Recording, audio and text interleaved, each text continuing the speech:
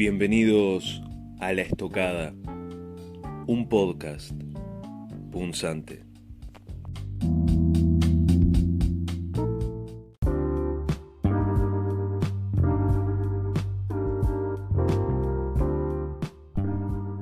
Federico Leitch es un periodista y escritor uruguayo y tuvo la amabilidad de concedernos la siguiente entrevista. Espero que la disfruten. Vale. Ahí estaría. Bueno, Federico, muchísimas gracias por aceptar la invitación. Comenzamos, Gracias a digamos, vos, Matías. bueno, por favor, comenzamos preguntándote, digamos, ¿cómo te defines ideológicamente? Sé que las etiquetas son complejas, son escuetas, muchas veces no sirven, pero digamos, si tuvieras que definirte ideológicamente, ¿cómo lo harías? Hoy creo que me definiría como liberal libertario. Yo provengo del libertarianismo más anarquista. Es decir, me inicio a los 16 años leyendo los clásicos del anarquismo, ¿no? Proudhon, Kropotkin, y fui evolucionando, digamos, desde una postura del anarquismo clásico más hacia el anarcocapitalismo, ¿no? Rothbard fue un antes y un después, ¿no? Desde el punto de vista de la formación de las ideas, ¿no? Perfecto. Y digamos, a autores más actuales, digamos, o digamos, esta camada de autores hispanoamericanos, Juan Ramón Rayo, Bueno, Milei, sí, ¿cómo los ves? sí, por supuesto, he leído a Razo, me parece, bueno, y después, por supuesto, que a Venegas Lynch, y sí, aportan una visión que es muy importante. Creo que la visión latinoamericanista es muy importante para definir el, el liberalismo o el libertarismo que queremos, ¿no? Tenemos que tener en cuenta que Latinoamérica tiene una idiosincrasia propia y es muy difícil poder, es decir, llevar adelante un proyecto de esas características eh, en sociedades que de alguna manera están, desde el punto de vista económico y social, mucho más postergadas que otros países de América del Norte o de Europa. Entonces, sí es importante actualizar, digamos, las visiones académicas más puras con autores que de alguna manera definan y le den una impronta al, al libertarismo que tenga que ver con lo local, ¿no? O con lo más latinoamericano, digamos. Digamos, ¿cuán viable ves un proyecto liberal en América Latina en general y en particular en Uruguay? El proyecto liberal o el proyecto libertario. Porque fundamentalmente, digamos, nosotros cuando hablamos de libertarismo, hablamos de una filosofía, ¿no? Jurídica y política que realmente, en verdad, es antipolítica, ¿sí? El libertarismo es una especie de ajustamiento ideológico del liberalismo clásico. Entonces, eh, digamos, en el sentido de que lleva, es decir, hasta sus últimas consecuencias la ética de la propiedad privada, ¿sí? Que es un concepto esencialmente de Locke, y, y se rescata, digamos, del liberalismo clásico el postulado de la jerarquía máxima del derecho a la propiedad, ¿no? Es decir, esto quiere decir que de alguna manera la impronta de una corriente liberal clásica ya está impregnada en algunos aspectos de la política uruguaya, está impregnada, si se quiere, diseminada en algunos aspectos de algunos individuos que han pretendido o han llevado adelante la promoción de las ideas de la libertad, desde el punto de vista, insisto, del liberalismo. Desde el punto de vista del libertarismo o del libertarianismo, creo que estamos en pañales, ¿no? Es decir, ahí tenemos un problema que tiene una raíz jurídica y una raíz y otra raíz que es política, ¿no? Es decir, en primer lugar habría que señalar la distinción, ¿no? que tiene la terminología esta norteamericana, ¿no? Que discrimina entre liberalismo y libertarianismo, ¿no? Entonces, en ese sentido creo que nosotros estamos tenemos una tradición asimilada, ¿sí? Del estado de bienestar como forma de entender la sociedad, ¿sí? Nosotros tenemos una tradición que es de alguna manera contraria a los principios de estas ideas y por lo tanto las dificultades para poder implementar estos, estos preceptos políticos en sociedades como la uruguaya, creo que estamos hablando de un trabajo que tiene que llevar, por lo menos, y de ahora poniendo como punto de partida el hoy, unos 20, 30 años, ¿sí? Para que prenda, para que impregne. Eso, si hay alguien, y si existiese alguien que fuera capaz de transmitir, como sucede o sucedió fortuitamente en Argentina en estos últimos 5 o 6 años, con la aparición de un agente propagador de estas ideas que logra popularizar, masificar un pensamiento que tiene muchísimas características académicas y que lo hacen de por sí un pensamiento economicista y cerrado. Es decir, no es fácil hablar en términos políticos de libertarismo cuando lo que estamos en realidad acostumbrados es a hablar en términos generales eh, es decir, de una política que está concebida por y para el Estado como núcleo común de toda la sociedad. Y te pregunto, Federico, digamos, siguiendo un poco por lo que tú venías comentando, ¿hasta dónde el legado ballista, ¿no? Impide un avance hacia la libertad, tomar ciertos riesgos, cuestionar el rol del Estado? Porque yo en lo personal pienso que eso marcó un antes y un después, es digamos como una especie de parteaguas, esta idea de que el Estado tiene que ser el escudo de los pobres, que, bueno, mucha libertad, cuidado, es riesgoso, vamos a ir de a poco. Esta cuestión de la que hablaba Real de Azúa, por ejemplo, ¿no? De la sociedad amortiguadora, esta cuestión de, bueno, vamos de a poco, no hay que hacer grandes cambios, esta desconfianza a la libertad individual y a los empresarios, y que me parece que es evidente, uno la ve en la ley de etiquetado frontal, ley de tercerización, digamos, de teletrabajo, distintas iniciativas que parece ser que los individuos no pueden valerse por sí mismos si no hay una tutela del Estado, ¿no? Digamos, hasta dónde el vallismo marcó ahí, digamos, una forma, una determinada mentalidad en el sistema político uruguayo.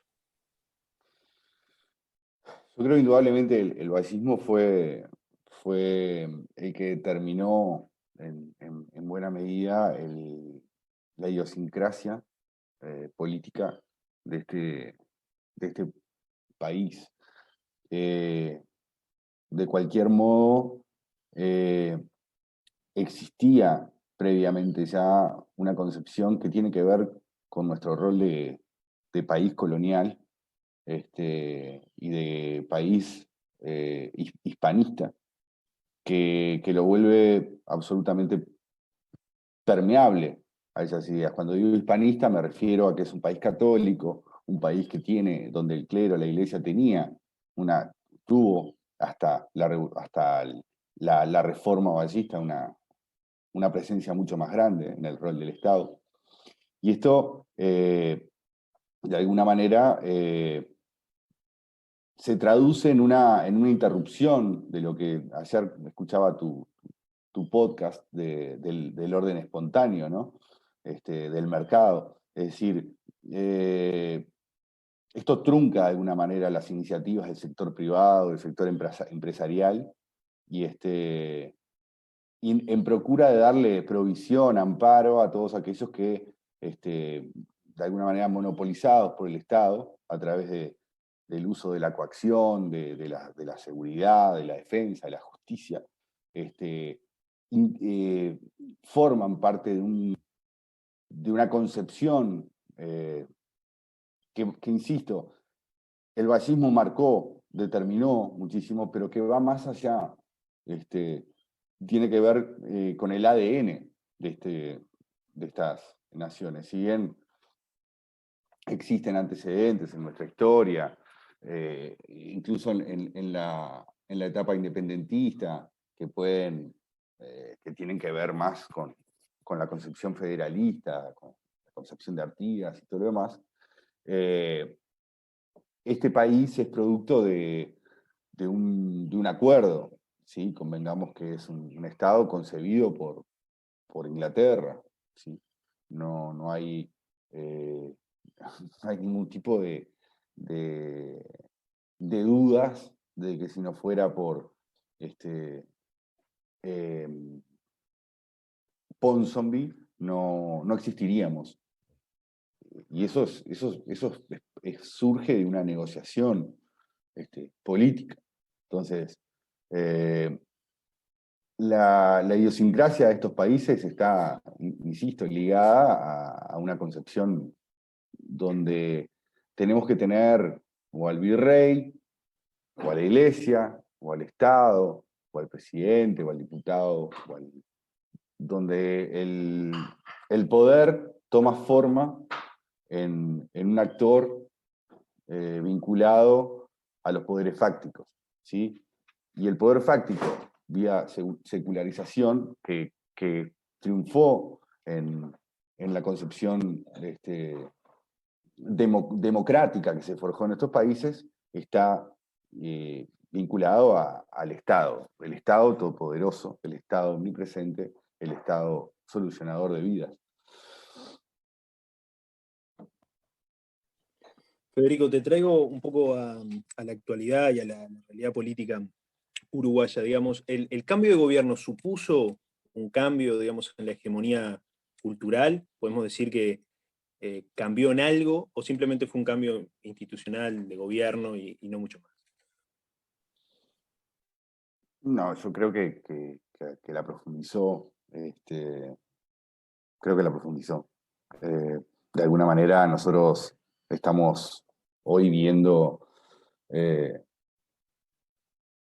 el triunfo absoluto de la hegemonía cultural de la izquierda en Uruguay, luego de 15 años de gobierno frente a amplistas. Llega al gobierno esta coalición multicolor, dando lugar a lo que sin dudas es, insisto, la manifestación fáctica del triunfo total de la hegemonía. Por la vía de las políticas sociales que se están impulsando, por la vía de las políticas neomarxistas que se están aplicando a todo trapo, por la vía de las políticas globalistas, por la vía de la ya que hablamos de lo importante que es en estos países el rol de las personas en el ejercicio de la administración pública, por la vía de las personas que fueron puestas en distintos lugares de, de, de mando en el Poder Ejecutivo, en los ministerios. Y si miramos el Ministerio de Cultura, quizás sería el órgano supremo a la hora de pensar en una entidad estatal que pueda de alguna manera cambiar, combatir, tratar de modificar el curso de la hegemonía cultural de la izquierda que lleva más de medio siglo, nos damos cuenta de que es justamente, si uno mira desde el ministro, subsecretaria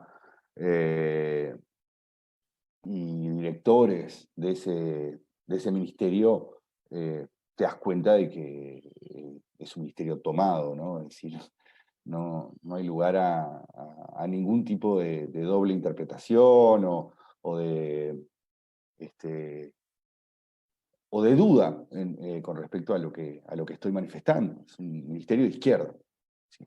Donde todos los actores que lo conforman tienen de alguna manera una chapa frente amplista o vinculada al izquierdismo político. Y en lo que tiene que ver con las políticas y con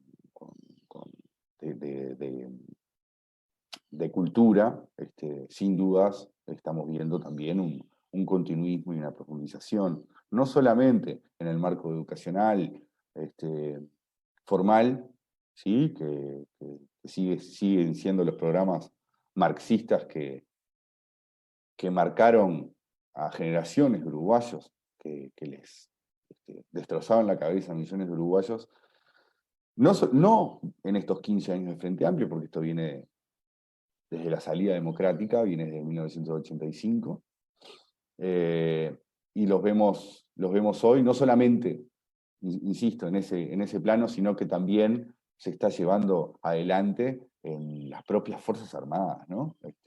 Lugares que son y representan y representaron para el propio Frente Amplio como de contención, donde no pudieron o no se animaron a llevar adelante la depredación ideológica. Y este gobierno se está encargando de hacer esos mandados. Entonces, esto sin dudas es un gobierno que tiene en su seno y en su impronta, creo que es un mandato que es el de exacerbar, profundizar las políticas, la hegemonía cultural de la izquierda que los 15 años de gobierno del Frente Amplio nos presentaron en sociedad. Este gobierno las está institucionalizando, ¿no? Y teniendo en cuenta, Federico, que este gobierno tiene mayorías suficientes como para hacer cambios profundos, podríamos decir, en materia de educación, en materia de políticas sociales, en materia de política de género, en fin, ¿por qué no los hace, digamos? O de otra manera, ¿qué explica la potencia o la fortaleza de la hegemonía cultural de la izquierda? ¿Por qué o no hay voluntad política, o sí hay voluntad política, pero hay algunos factores objetivos que impiden un cambio sustancial en este sentido? Yo no creo que sea un tema de voluntad, creo que hay varios aspectos que de alguna manera son coincidentes y que confluyen en un punto en el que este gobierno asume, ¿sí? No podemos descartar de ninguna manera el hecho de que este gobierno asume en el marco cuando se inicia esta pandemia de COVID-19, y que eso fue determinante para que uniera en sí mismo el gobierno como lo que quizás nadie esperaba que fuera. Es decir, esperábamos un gobierno quizás con una impronta más liberal, y creo que la existencia, la aparición de esta pandemia que trajo, además, aparejado una corriente de globalismo muy grande, terminó de definir a este gobierno como un gobierno socialdemócrata. ¿Sí? Nosotros, si vemos las acciones de este gobierno en términos de lo que ha sido la política económica, no hay lugar a dudas de que el mismo es un gobierno de corte keynesiano. Y vos me dirás, vos me dirás, no, o tratan de decir, de justificar esa posición desde el lugar de que, bueno, tenemos una pandemia, estamos en una crisis, en una recesión, y tenemos que manejar esto. Yo creo que eso lo que permitió fue que hicieran desembosadamente lo que querían hacer, lo que sabían hacer, lo que los gobiernos uruguayos vienen haciendo sucesivamente, desde que yo tengo memoria política, que es desde 1985 a la fecha. ¿Sí? No haciendo una excepción, quizás con el gobierno del padre del actual presidente, de Luis Lacalle Herrera, que intentó generar y llevar a cabo una reforma estructural, ¿no?, del Estado.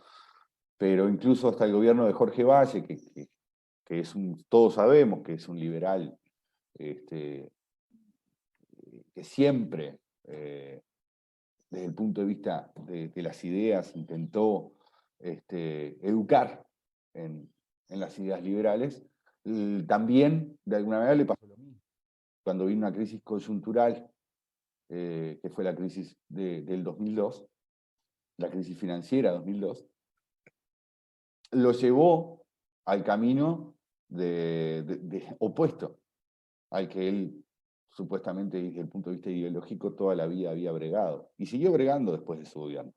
¿Sí? La coyuntura lo obligó, pero de alguna manera le resultó más cómodo, porque se evitó lo que se evitaría un gobierno que fuera de corte liberal, hoy, de liberal, y que pretendiera llevar adelante reformas estructurales que son necesarias para llevar a implementar una política liberal en Uruguay, y creo que todos de alguna manera caen por la vía de la coyuntura o por la vía de la comodidad, o de la excusa, ¿no?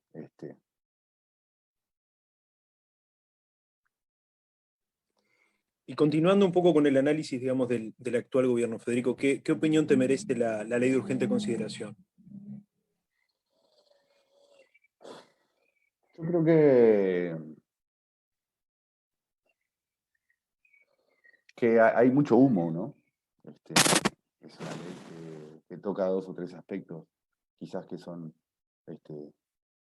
importantes, y la cuestión de la seguridad, de la seguridad individual frente al riesgo de la invasión en la propiedad. Toca el tema de la ley de inclusión financiera, que también es importante, sin dudas. Sin embargo, creo que las cuestiones trascendentes o destacables de esa ley, que eran, por ejemplo, el tema de la liberalización de la importación, de la libre importación de combustibles y de la liberalización de ANCAP, fueron las que quedaron de lado, ya en la negociación con el Frente Amplio. Por lo tanto, creo que la ley de inclusión financiera, la LUC, es hoy una ley que funciona como la ley de urgente consideración, que funciona como un pretexto de gimnasia política, para todo el sistema político. Tanto para el gobierno, que de alguna manera se ha descansado en que la izquierda le pone palos en la rueda, y no pueden implementar las medidas que quieren, y para la oposición, que de alguna manera hace demostraciones de fuerza política en busca de tratar de recomponerse el golpe de la derrota, y es funcional a ambos, ¿sí? Es una ley que tiene la particularidad de darle vida a la partidocracia, que es, junto con el Estado y de la mano del Estado, una de las peores miserias que arrastra este país, por su forma, por su estructura, por su concepción, van de la mano ambas, y que tiene simplemente alimenta el peor de los monstruos que acechan a la sociedad uruguaya, a la democracia y a la concepción de la libertad en Uruguay desde hace muchísimas décadas. Y para terminar, Federico, me gustaría conocer tu opinión sobre, digamos, la iniciativa del Foro de Montevideo respecto a los presos de Domingo Arena, toda la polémica que se ha generado. ¿Qué opinión te merece todo este asunto? No, yo estoy plenamente de acuerdo con esa iniciativa. Creo que, en lo personal, creo que no va a tener ningún andamiento desde el punto de vista político. Creo que intentó ser una demostración de una reivindicación por dos decenas de leyes que el Frente Amplio se llevó puestas, de leyes y de aspectos constitucionales que el Frente Amplio se llevó puestos en 15 años. La ley de caducidad, todos sabemos que fue refrendada por la ciudadanía en 2 oportunidades, y es de orden, para mí, darle cumplimiento. Y en esto creo que más allá de los tratados internacionales, la soberanía nacional y la Constitución de la República, yo coincido con la visión de que están muy por encima de cualquier otra cosa. Y más cuando estamos hablando de leyes que fueron votadas por la ciudadanía. Entonces, es una decisión popular, ¿sí?